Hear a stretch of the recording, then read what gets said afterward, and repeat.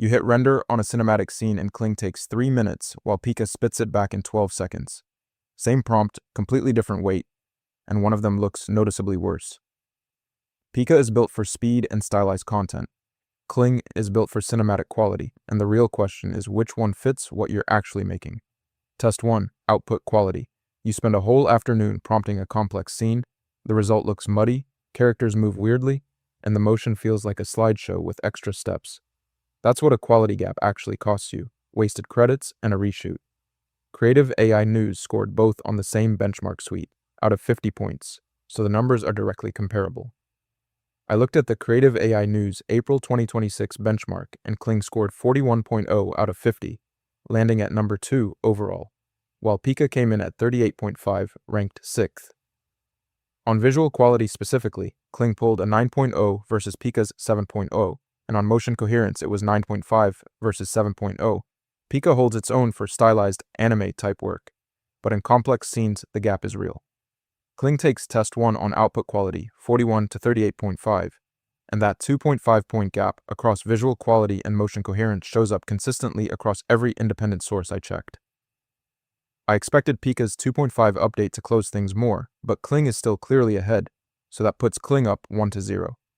I've burned through enough credits on both these tools to know exactly where each one bites you. Drop a comment if the quality gap has ever killed a project for you. Test 2. Generation speed. A content creator iterating on social clips needs fast turnaround, and every minute waiting on a render is a minute you're not testing a new idea. At scale, if you're generating 20 clips a day, a 3-minute wait per clip versus a 12-second wait is the difference between finishing before lunch or finishing after midnight, so watch what the numbers actually look like side by side. Alright, so here's what actually happened. Pika's turbo model generates a 5-second clip in about 12 seconds flat, and Kling's median for the same clip at 720p sits around 60 seconds, that's 5 times faster for Pika, right there on the speed scorecard at 9.0 versus 7.0. At 1080p, the gap tightens a bit, Pika at 60 to 90 seconds versus Kling at around 191 seconds. But Pika still wins that one too.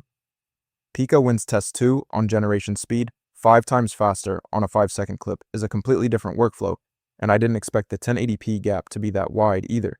But Pika at 90 seconds versus Kling at 191 seconds makes it decisive. So we're tied up at 1 each. One of the biggest problems I run into when using AI agents is turning their output into YouTube content I can actually use to market my product.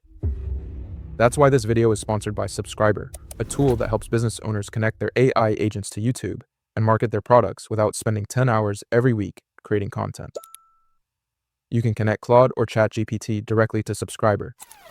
It then analyzes your business, website, and YouTube channel to help you create SEO-optimized video ideas, scripts, thumbnails, and even complete videos that actually match your brand. What I like most is that every week, Subscriber gives me a list of high-potential video ideas I can immediately execute, and it can even help edit videos for me, with or without my face, including videos like the one you're watching right now. It's easy to get started, and you can try Subscriber for free using the link in the description below. Now back to the video. Test 3. Pricing and credits. The number that matters most here is your cost per clip at the API level, because if you're building a workflow or churning through iterations, a few cents per clip adds up fast. At 100 clips a day, the difference between 20 cents and 24 cents per clip is $160 a year, real money, so let's see who actually charges less for the same output. I checked both official pricing pages, and Pika's API costs 20 cents per 5-second clip at 720p, while Kling's API runs about 24 cents for the same clip, so Pika is cheaper per clip. On subscriptions, the entry plans are pretty close, $8 a month for Pika versus $6.99 for Kling, though Kling's high-tier plan gives you 8,000 credits for about $65, compared to Pika's 6,000 credits for $76, so heavy users actually get more from Kling at the top end. The entry plans are close enough to be almost a wash, but the API and free tier tell the real story. Pika's free tier doesn't watermark your output, which is a pretty big deal if you're testing before you commit. And at the clip level, Pika is the cheaper call for most workflows running under heavy volume. Pika takes test 3 on pricing, cheaper per API clip, more usable free tier, and a lower entry price, even though Kling's top tier plan gives more credits per dollar for very heavy users, and that puts Pika ahead 2-1. Okay, So Pika's up 2-1 right now, but the next two tests cover character consistency and raw platform limits. And if you're doing any kind of narrative or brand work, those two dimensions could completely change which tool you actually need. Because style control and max resolution are still on the table, and they're the ones that separate a social clip from a cinematic scene. Test 4. Style control and consistency. You're making a multi-shot brand video, and your main character looks like a completely different person in clip 3 than they did in clip 1. That's character drift, and it means reshoots, more credits, and a lot of frustration. Keeping a face consistent across clips is one of the hardest things these tools do, and the gap between them on this is pretty meaningful. I had to dig through a lot of community reports on this one because there's no single scored benchmark, but the consensus is clear. Kling's element binding with 2 to 4 reference images locks characters more reliably than Pika's reference tools, which still drift even after the 2.5 update.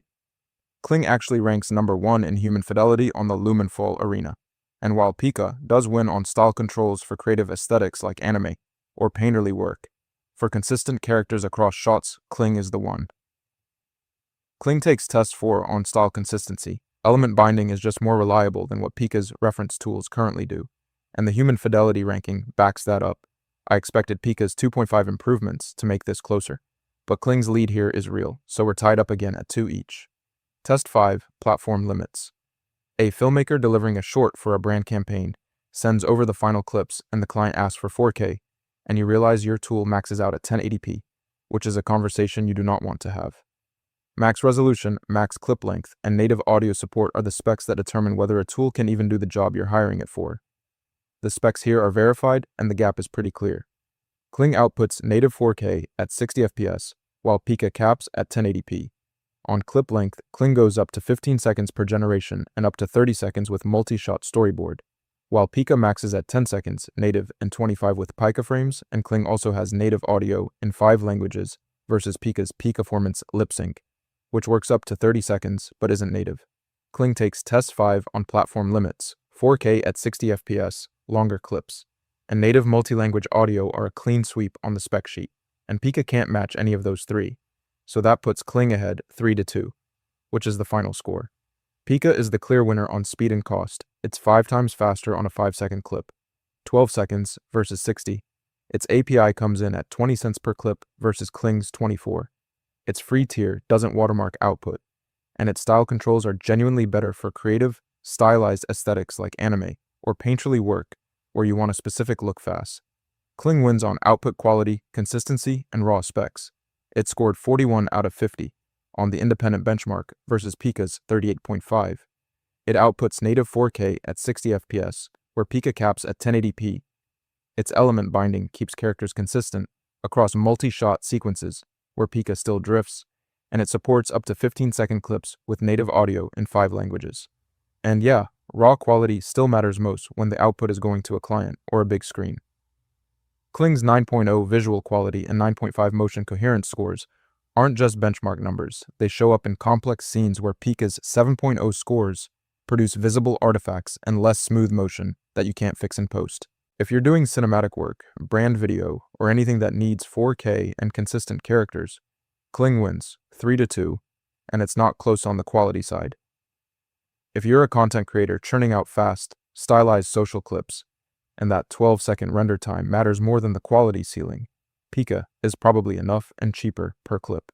One thing that doesn't show up in the pricing pages, Kling's free tier daily credits come with a watermark and no commercial use rights by default, which means any clip you test for a client pitch is technically unusable until you pay. That's a workflow trap that's caught a lot of people off guard, so worth knowing before you start a free trial. If you want to see how Kling stacks up against another serious competitor, I did a full breakdown called Runway Gen 4.5 versus Kling 3.0. It covers the same quality and speed dimensions, but with Runway in the mix, and the results are genuinely different from what you'd expect, so that one is linked right here.